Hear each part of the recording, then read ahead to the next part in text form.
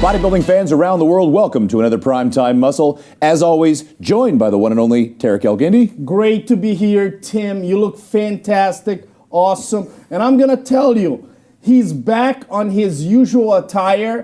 I've been critical of his attire, but man, if I had that kind of swag, my wife wouldn't have to drink that much. The Louis Vuitton Don has gone Versace today. Hello, my friend. Versace on, y'all. I'm rip me out the plastic. I'm acting brand new today. That's what I'm doing.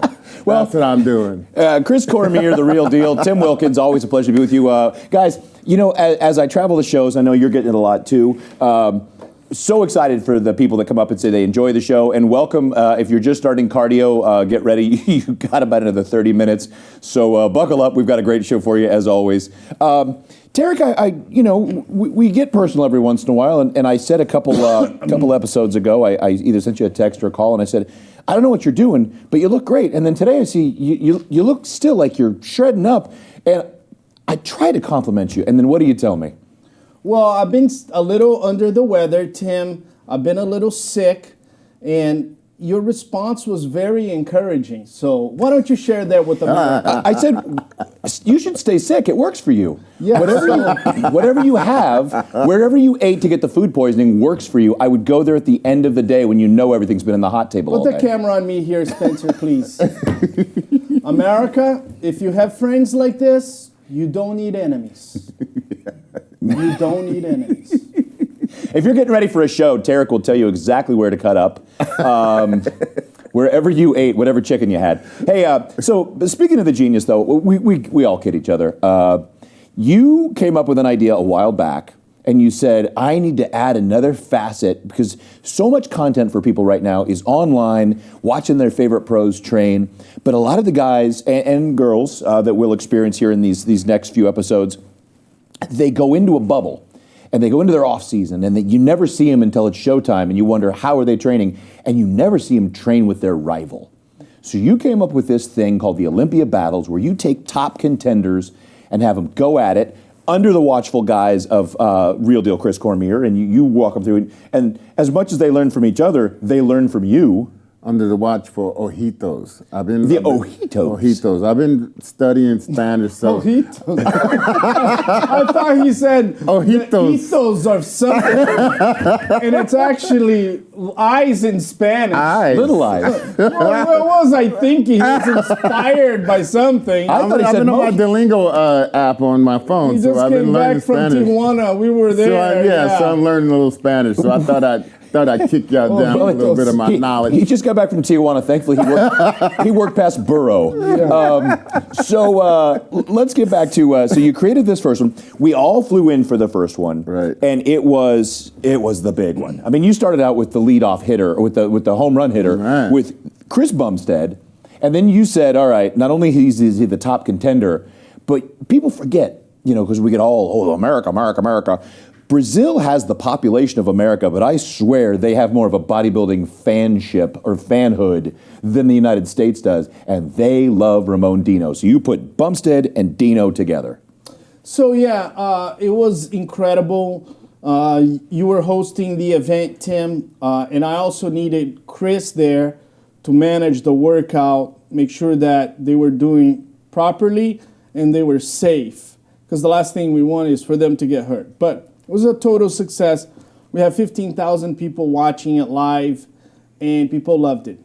But there's something that most people, if you are a true bodybuilding fan or if you are a trainer for decades, you get to look at their workouts or the way they work out. And when we came out of there, myself and Chris Cormier, we were talking about it. We were talking about who is the better bodybuilder at the gym. And every Olympia battle, we've had a conclusion that one competitor was better than the other at the gym. And you would be shocked to know that sometimes if you're better at the gym, a lot of times is the same result on stage. It's pretty incredible. Now, Chris, I noticed you making quite a few adjustments, and I've trained with you quite a few times, so I've learned that after 38 years, I knew nothing about lifting, so thank you for that. But you got with these top guys. You got with Dino and Bumstead, and Dino, for his lack of English, was a sponge. He was learning from you left and right. And Bumstead, what were the guys picking up from you? What was the feedback you were getting? Well, I mean, when you have a certain mindset about your training or what you want to do during your set, it doesn't always translate in the actual movement of the set, so the reps. So I was just kind of like guiding them through different things and just kind of reading what they're doing and trying to help them navigate to the most perfect rep as many times as you can get it. And I feel like, I feel you got a lot from that. I know some of them wanted me to do more with the posing with them, but I was instructed not to by my co-host here. But that was a mistake. That won't be happening again. Now, this was a battle. This was an Olympia battle. But it was good. So how much did you see? Because I know you know from all your years working out and probably working out with guys like Flex, where you go, how many did you do? Oh, let's move that pin a little bit. How much of that was going on? For the most part, it was somewhat. I mean, I think Dino was still trying to learn, seeing what Bumstead is doing, and Bumstead is he was a little bit ahead of Dino when it came to his connection with his body and stuff. Although they both, was still taking in some good information. I think they all leave here with a little something that they learned or that they can utilize during their training for the Olympia. Now, your genius, among the many parts to that, was Dino has such a huge following. And we saw that, and we always do, just by the dinosaur emojis. But with the 15,000 online, and we watched throughout the day, we watched it tick 100,000 views, 150, 200. So much of that from all over the world. What was that like, watching that feedback and watching people get excited by something that was such a part of the heart of bodybuilding? So the excitement for a lot of the Brazilian fans is that the Brazilian fans, they want to feel like they are number one. And I was very privileged, Tim, growing up in Brazil, that in my era we had the soccer team, the Brazilian national soccer team, doing really well. And also it was the beginning of jiu-jitsu and the Gracies. So there was that sense of pride. For this generation of Brazilians, the Brazilian national team has not won since 2002. Some of them, they were born after that. They've never seen Brazilian national team win a World Cup. They've never seen a Gracie fight. They didn't see Royce Gracie fight. They didn't see Rickson Gracie fight. Most of them missed Anderson Silva's generation. So for them, Ramon is the hero. He's the hero. But they also have tremendous admiration for Cbum. And then you get to see both of them working out together is the pinnacle. It's not only the challenge of Ramon going against Cbum, but it's also that, hey, Brazil is up there, finally back at it again. We might have missed it on the World Cup. We're not as good in MMA as we were in the past. Even in Jiu-Jitsu right now, Brazil is struggling. But look at Ramon. He's the pride of Brazil. For me, it was a special moment. I want Brazil to get the representation. And I got to give credit to Chris Bumstead. This guy is so popular that even though he is Ramon's rival, Ramon's enemy, the Brazilians cannot stop loving him as well. I know it's a generational thing, but I haven't seen anybody being nipped at by a dinosaur since the first Jurassic Park movie. And Ramon is a velociraptor. He's just nipping at Chris's heels. And he's basically Newman from Seinfeld running through the forest going, all right, what am I going to do? Chris puts himself out there, though, and I appreciated that. Let's go back to Chris's point. Why did you not want Chris to pose with those guys? So here's the deal. I think Chris Cormier is, at this point, if I were to recommend to somebody, anybody in the world, the best person to work out with, I would say, is Chris Cormier. And I remember talking to Chris Bumstead the night before, and he said, man, I'm excited to work with Chris, you know. So I don't want Chris to be teaching them posing because I know that's not what they want. They want Chris to go through the motions with them. You know what I mean? Chris said, Chris asked me. That's his strength. That's his strength. But he said, yeah, I'd like to hear what Chris got to say about what I'm doing. You know? Because I've been watching him since he was 21, 22. You know, he's been on the radar. And I feel like I could have helped him do a little something a little bit better. In the next Olympia battle, I'm going to redeem myself, and you're going to also help him with posing. Just let me do what I do, baby. But I thought you wanted to train them. But we encourage you to go back and watch those Olympia battles. They are so much fun. Maybe you'll pick up a thing or two from Chris. I've learned a ton from you. And then another guy that I've been watching a lot, that I've learned a lot from, over the last, 5 to 15 years, Milos the Mind Sarcev. And we're going to go inside that mind here in just a couple minutes and talk about Milos and his impact on the sport from then and today when we come back on Primetime Muscle.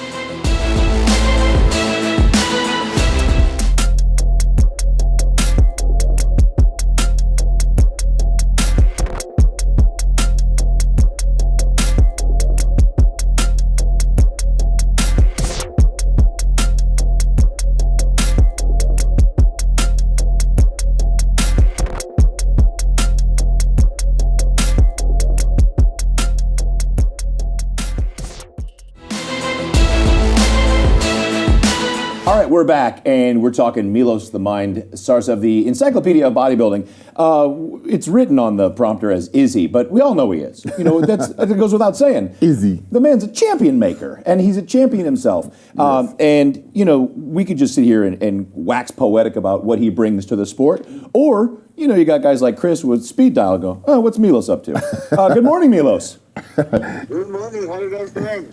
We're doing fine, brother. Yeah, we're just discussing your impact on the sport and all the energy you give to the sport. We really appreciate that. Oh, well, that's so nice of you guys. I think making a difference in your life is something huge. And if you can be remembered that you made a difference in bodybuilding or for any particular person, that goes a long way. So I don't know how much you guys are familiar with my contribution to the sports supplementation industry, inter-workout supplements. That basically was something that I pioneered back in the day. My training style that I obviously implemented to so many other guys, and contest preparation. I don't want to maybe say it loudly, but insulin. I have to be very, very, very careful what I'm saying, right?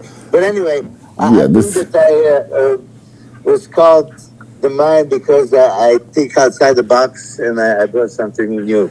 Well, I mean, like myself, I went to you for help. I learned a ton for you. We did that Arnold Classic together. Yes. And that was, just some of the stuff that you were thinking back then, with the body, with the midsection, all the stuff you were teaching me. I use that same stuff to this day. And I still call you, as you know, for when I have little questions or little things today, which I really appreciate your help and I respect, your input. Milos, who do you have in your stable right now? Who's on your roster? Well, I have a new Mr. Olympia coming up. You got a new one. Samson, right? Then I have the most aesthetic guy in bodybuilding that's going to make a mark very soon. Maybe not exactly this year at the impact that we want, but very soon. Regan Grimes. I have Max Charles is trying to win Masters Olympia. Max Charles trying to do the Masters Olympia. Yeah, that's right. I just saw a picture of Regan Grimes the other day with you. How much has he put on in this offseason? I mean, he went, look, off-season is off-season. You can't really gauge, but I think it's going to be easily 10 pounds of a stage weight, which maybe doesn't sound, some people like to step on the scale, and that means everything. Sometimes they don't even look at the scale, just to say, just the mirror. Put it this way, when Samson was coming for the Olympia, I had no clue how much he weighs. We didn't even step on the scale until, I guess, he went to the airport in England, and that's when his wife taped it, and I was shocked. He was 296, right? Wow. So scale doesn't mean much, that mirror. And Regan is going to be, he's right now 275. And I don't know which video did you see, but he's going to be improved and bigger. Yeah, he looks definitely vastly improved. That's what I thought. Yeah, you're doing a great job, man. We really appreciate the effort, and that's not easy doing what you do, man. I've been doing it for a while now, for at least the last 13 years or so. That is not an easy gig. What would you say, Milos, in the interest of diet or supplementation, what's your latest breakthrough in the last year or so that you say, I think I'm onto something? Or do you even want to divulge that because it's obviously working for guys? It's nothing latest. It's just like a principle of dieting, and for that intra-workout supplementation that I'm saying, I developed hyperemia advantage theory, which is increased blood flow to the muscle. It only happens during a training. I said about this a million times. You guys right now sitting there, maybe 10% of your blood is in the muscle. If you go to the gym and train chest and you do intense training, 60-70% of that blood is going to go to the muscle. So I will saturate that blood before the workout, and I will make sure that the blood that is in the muscle is going to be integrated into the tissue with the specific supplements. So everything that is in the blood is going to be nailed in exact muscle fiber that you're training. So that was my pioneered hyperemia advantage system. And right now there are thousands of companies using that principle that basically I invented. They need some you need some kickback for that then. Yeah, I didn't make a penny on it, but so pretty much that was my theory, and that's what is being used even to this day. So I don't have anything new and exciting, because you can't really reinvent the wheel, but what I've been doing for like last 40 years, it's always the standard. But, you've been doing this for, like I said, a couple of decades easily. Yeah. But it seems like you're getting better now. Is that is that just what my perception is, or is that you feel like that you're getting better? Well, no, I just maybe I have more opportunities. Chris, not too many people even know that I coach you, because I didn't talk about it. Many guys that... Yeah, we didn't really talk. We were just working and trying to get a good look, but yeah. It's very hard to find any pro that I didn't somehow consult at least, seriously, or any coach out there. I'm about to say, that I contribute to pretty much everybody. But I'm also impressed by all the footage you have and photos, and oh my God, like, dude, you was ahead of your time. I am a historian. I love this. It's for me to see the footage from early 90s and 2000s and compare what did you look like next to Jay Cutler. When I prepared you, we were thinking we can beat Jay, but Jay beat you. Yeah. Yeah, we can. Yeah. Well, Milos, we'll let you get back to starting your day, but thank you for joining Primetime Muscle, and we're looking forward to seeing all your guys, especially Samson this year. He looks like there were only a couple improvements to be made. He looks like he made them. Do you have anything we can do for Tarek? Because Tarek is sitting here at a 6%. Tarek is hopeless. Yeah, he's hopeless. He doesn't want to get in shape. He got sick, so he's trying to get sick and make some differences like that. His face is looking leaner. I can see his cheekbones a little bit today. Yeah, but one thing, I have a huge group of bodybuilders in Brazil. When I was counting Samson and Regan, I didn't have a chance. I have Vitor Boff, Horse MD. Horse. I have Bruno Santos, Marcelo Cruz, all from Brazil, right? So they are coming in the next few months. They're going to all be competing. All right. We would love to hear more about that then when they get into town. We'll be back in touch, and we appreciate your time today. Thank you. All right. Sorry, guys. Thanks, Milos. Bye. So he's got Brazilians. He's got some of the top guys right now. I was, and it isn't about weight, but I saw that picture of Regan Grimes the other day, and he just looked improved in the areas that we keep talking about. When you put him up against the other guys, we said he was outsized, but he looks like he's capped off the shoulders and thickened up the back, and the quads are a little bigger. Everything. If it's only a couple pounds in each of those areas, they are quality pounds that Milos put on. Milos Sarcev, what he did to Samson Dauda is a little bit reminiscent of what Chad Nichols did with Ronnie Coleman. If he goes on to win the Mr. Olympia in 2023, I'm going to equalize that and say he did just what Chad Nichols did to Ronnie Coleman, and you got to give him a lot of credit. When it comes to podcasts, and I'm on YouTube, I'm on Instagram, on all social media platforms, the greatest guest, the Ronnie Coleman of podcasts, is Milos Sarcev. If you have Milos on your podcast, it will be probably your best episode. He is an incredible human being. He is sincere. He is raw about his emotions. He has all these stories. He has great history. He's captivating. You just can't stop listening to that guy. He's the best guest in any podcast you will ever have. Jay Cutler cannot get enough of him. If I could have him on Olympia Live, he's on Menace Podcast. He's everywhere. He is the best podcast guest you can ever have. When you think about that, when you think about the parts of the sport that are the most important, the training and pushing blood to the muscles during the sessions, intra-workout nutrition, contest prep, and a few training techniques, that's the whole getting ready to get big, to get cut, to get on stage process. And he's been an integral part in evolving that. That's really a huge legacy. What'd you say, Chris? Guys? Yes, he totally gave his life to the sport, for sure. I mean, who's put in more hours in the gym and countless hours, in these posing rooms and countless hours traveling with these guys and going to shows and you got to commend the guy. He's given everything he has to the sport. I don't see a bigger bodybuilding fan than Milos.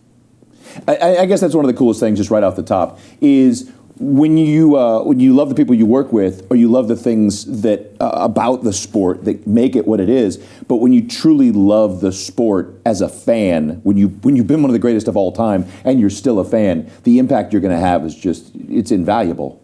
I love Milos Sarcev. I remember being a fan of his physique when he competed. I'm even a bigger fan right now, looking at his passion. The man is incredible. He's got a tremendous legacy. I think we should one day bring him here to Primetime Muscle and give him a small little recognition for everything he's done for bodybuilding. I know Chris has known him. Well, you didn't have that idea, okay? So stop right now, okay? You want to give credit. You've known him for 30 years. You never thought about shit. I wanted to have him on today. Now you want to give credit for my idea, okay? That's the problem I wanted to have him on today. Okay, don't try to hijack my idea. I was already on. You want to see the text messages? If you had him, you would have him here, but you don't. So Milos, we will have you back no matter whose idea it is, and we'll probably give you a golden encyclopedia for being the encyclopedia of bodybuilding. I will plan this. I will make this happen. If there's the 5th Olympia Battle, by the way, is going to be these two. If there's two things I've picked up in the last couple of years, especially after all these years of training, and you see it in the gym every day. If you're working out, you're watching this, you listen to it, you're doing your cardio, then you're going to go lift, please do a full rep. Chris has been so awesome in saying, do an actual full rep. This hardcore half and third range of motion is useless to you. From Milos, one of his mantras, squeeze the muscle like you're trying to get every ounce of juice out of an orange. Squeeze. So, full reps and squeeze. Milos, we thank you for everything you've done for the sport, and we look forward to having you on, no matter who gives you the gift and the thank you. And we've got some more. We've got some people maybe making a comeback and some people on the come up when we come back on Primetime Muscle. People always ask how I got here. I was willing to work just a little harder than everyone else. Every damn day. If I can have hundreds of hours back, you know I'm gonna grab them. Spending hours prepping chicken, rice, and vegetables, F that. I rely on perfect nutrition. I rely on trifecta. And we're back, and we're talking about women's physique that was dominated for the last couple of years by Natalia Coelho. The couple of years before that, Sarah Villegas. And before that, guys, a dominant force, Shanique Grant. Shanique Grant. Man, she shocked the world with her physique and graced the stages with, something, the second coming of Linda Murray as what everyone thought of her as. And, the way she walked away from the sport, it was a little shocking because she was very young, in her prime, and we still thought she had something to prove up there as far as, that's your legacy in a sport that you obviously devoted a lot of time and effort to, and you want to, you just want to see the pinnacle of the physique development. That's what I'm here for. So she was dominant in women's physique, but there's talk that if she comes back, it could be in wellness. What do you think of that, Tarek? I think when you're this genetically gifted, you can honestly make changes and adjustments to your physique and be good in any category. If this woman wanted to do figure, look at that back. If this woman wanted to do bikini, she could, reduce her muscle and still have one of the smallest waists in bodybuilding. This is a genetic freak, a genetic human being that has been made in a different way. If you look at her waist, her muscle bellies, her proportions, Shanique Grant is one of the most genetic people we have ever seen in the history of bodybuilding. Well, you talk about reducing muscle tissue, which, so much of us would just love to build muscle tissue. But it's got to be a lot tougher when you're that gifted and that solid up top, from the waist up, with the back and the shoulders. We've already got a little bit of that problem in wellness right now, where they're coming in a little too big and too hard while trying to maintain those big quads and glutes. Well, the thing is, when you just have to really stop working out. And a lot of the things is, I even see bikini competitors gaining a little bit too much arms and shoulders. It is that social media thing. You start... They want to see the veins. They want to see the veins. And then they post the biceps, they get likes, and then they can't stop. And then they go on stage and we see too much separation, we see too much muscle, and then they get upset. Big old arms. Exactly.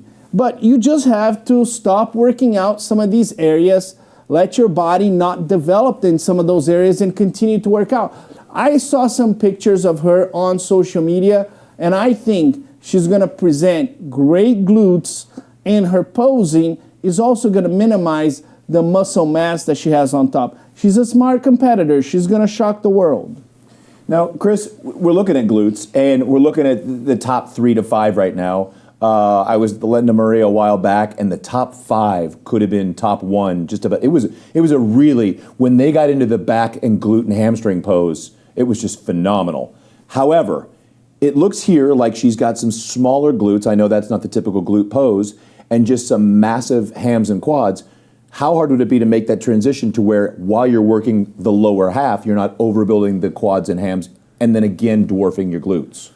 Well, for her, I've seen some of her wellness type poses, and her glutes are definitely a lot bigger than what you see here on this photo here. But and I like the length of the glutes because just like Issa, she has that type of her glutes come down her leg a little bit more. Ronnie Coleman had that style of he was like the original Dandada of the gluteus maximus from the back. But I think she can pull it off.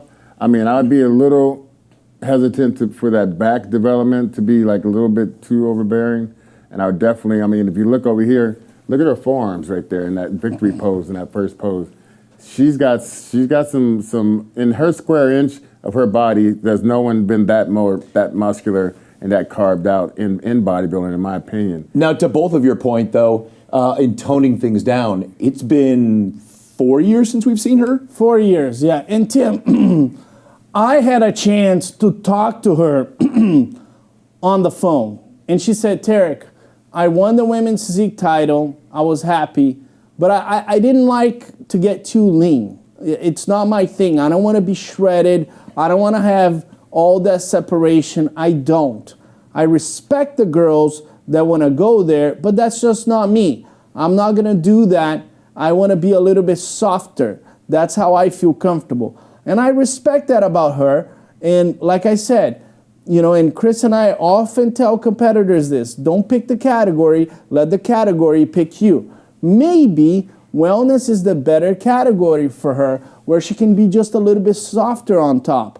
She can, you know, retain a little bit of body fat. And, you know, what we see here is obviously she's contracting the glutes here, and she has those glutes that, you know, we call this the teardrop, right? The teardrop that leads into the hamstrings, and this is a natural connection, right? There's no imbalances here, perfect glutes.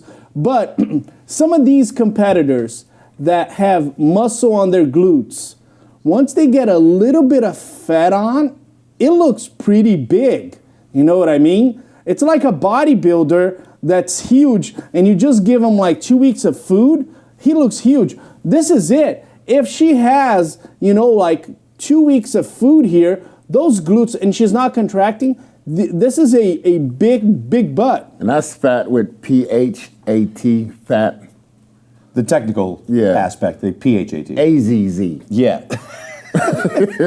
Well, and we know, are we going to be able to translate that? Nico, will we be able to translate that on post? We'll run America can understand his gang signs. She's trying to hand out some fades up there on the stage. What she's trying to do? She's going to have a very nice development on the glutes. Yes, and Tarek, you're right. They call that the teardrop because when it's perfect, it brings a little tear to your eye. That's right. Everybody cries just a little bit. So 4 years, you think 4 years would be more than enough to restructure your body, take some of that muscle off, and if she does want to be softer, this is a much better category because we know Sarah Villegas and Natalia are in a battle for the lowest body fat humanly possible on a female competitor. They are bringing the shreds. It's the heat is coming for sure. I cannot wait for this Olympia. Well, I'll tell you this. I know Sarah might think that she lost the Olympia because she wasn't too lean. And I'm going to disagree with Sarah with all due respect. She lost the Olympia because she lost a lot of her upper body, okay? She doesn't need to be the most conditioned person on earth. She needs to regain a little bit more muscle mass on her upper body, and she'll look more balanced. A little bit more arm. We are not looking for all crazy striations on women's physique, and I hope Sarah does not make this mistake, and I think she won't. She's a very smart person. She has great coaching. Her husband is an extremely cerebral guy. That's what happened. That's the feedback. You just need to regain the size on top and continue to have the same kind of conditioning. She didn't lose because she wasn't as conditioned the year before. She lost because she lost muscle mass on top. So this will circle back to Sarah in a minute. You usually start in on Chris in the lobby at the hotel about 2 hours before we shoot. Just beating him. You were helping him take his luggage out of the truck today. Yeah, and he feels like I'm his bellboy or something. No, you said, let me get that for you. You've lost a lot of steps as you age. He's actually beneath I've been me. sick. You're beneath me in so many ways. I'm tired. On what? on what? On what? Tell me one thing. Tell me Go ahead, man. Talk your stuff. Tell me one thing. Talk your stuff. What you said was... We can go play basketball and I beat your ass. We can go swimming and I'll save you from drowning. Okay? PlayStation. I'm an adult. I can't go back in time and be a child. So I can beat you in everything that I do. Let him talk. I beat you here. You want to do a bodybuilding show? I beat your ass. Okay? You never done one. Whatever you want to do. You never done one before. Whatever you want to do. So, we can do it right now. I will turn this show around right now and go home. We'll Oh my scramble God. right now. So hang on, let me just say, this is where you were headed with this. You said, and this was the great line where I'm headed back to Sarah Villegas. You said, I know you've lost a few steps, Chris, and I know it still hurts a lot, all the seconds you took at the Arnold and the Olympias you should have won. So, And he gave me a compliment. And what he said was, being second sucks worse than Sucks. any other place on stage. That's the worst place in the world. And knowing from what I know about Sarah, you talk about people that can't stand each other or the rivalries. I know there's a thing going on right now, and she's mad at Natalia. She's not mad at Natalia. Sarah is a competitor. She's mad at not winning. And I think she's mad at Natalia. Well, she's mad at Have Natalia, you too. seen that post? I have. No, where's that post? Should we bring that We're not post? going to post stuff. There was a stories on the internet. Like, she even put Natalia's name there. She said, stop using fake accounts and this and that. But And that's how it is today. Did you Everyone's see got that? I the fake did see that. I got a call from Natalia. she's mad at Natalia. Yeah. So, should we but- call them? Hey, you call Sarah there, I'll call Natalia. Yeah! We won war! Let's go! No, people say, Tarek, these competitors, they love each other. What are you talking about? Shut the hell up! Shut the hell up, okay? It was right on cue. Because then Sarah came out and she said, okay, here's my post. Let me tell you something, okay? I am a judge. I'm the insider of what these people go through after the show. I get emails from the competitors. And a lot of these emails, which I have right here in my computer, are direct attacks against their opponents. Of course, they go on Instagram and they say, I love her. She's great. I love her, But I have evidence right here that a lot of times they do not like each other. And you know what? I don't have a problem with that. I don't all have a coming for problem. the same thing. They're competitors. They They all want to want the win. same So thing. if it helps them to dislike the person that's beating them, so be it. Muhammad Ali did it. Michael Jordan, he wanted to have an enemy against every team he played in the finals. If they don't like each other, that's competitive sport. If you want everybody to love each other, you're in the wrong sport, brother. Dude, when you're I in was- the wrong sport. When I was going against Flex all those times, I wanted something to be mad at. I didn't care what it was. I wanted to grasp on anything that was going to make me upset about somebody going to the show that I'm going into. I welcome it. Let's go. With that said, this year's Women's Physique, we welcome Shanique in whatever category she comes back in, but this year's Women's Physique, we've got a couple people coming up. We've got some amazing bodies, but we have an absolute war between Sarah Villegas and Natalia Coelho, and we look forward to seeing who is going to prevail, who's bringing what to that Olympia stage in November in Orlando, November 2nd to the 5th. If you don't have your tickets yet, I can tell you this, they are selling out fast. VIP went faster than a Taylor Swift concert. Congrats to everybody doing that. Guys. Like and share. So much energy. Did you see these shoes I got? I did not see the shoes. I mean, they're not the most comfortable shoes, I tell you, but these Versace's, man, I'm telling you, bro. I mean, I had to show them because there's no way I'm going to put these on. When you can't write them off if you don't show them on the air. Yeah. So this is my work. So that's how I get down. They are beautiful, and they don't need to be comfortable when you move because you're not. So you have moving. Versace hat and Versace shoes. And belt. And glasses. No, hold on, because This is all for the fans. I'm about to give you a legitimate compliment. Okay. You're wearing black, and then you're wearing the yellow shoes and yellow hat, and it's Versace. I Thank gotta you. give you credit, Chris Cormier. I'm a little jealous of you. Don't be jealous. I got you, brother. I'm gonna Yellow hook is you my up. favorite color. Chris Cormier rocking the black and yellow. Thanks, Wiz Khalifa, for that inspiration. Got that from my kids. Everybody, as always, thank you for joining us on Primetime Muscle. The one and only Tarek El Guindi. Tarek El Guindi. And Dripping with the real deal. Tim Wilkins, as always, for Primetime Muscle. We'll see you next time.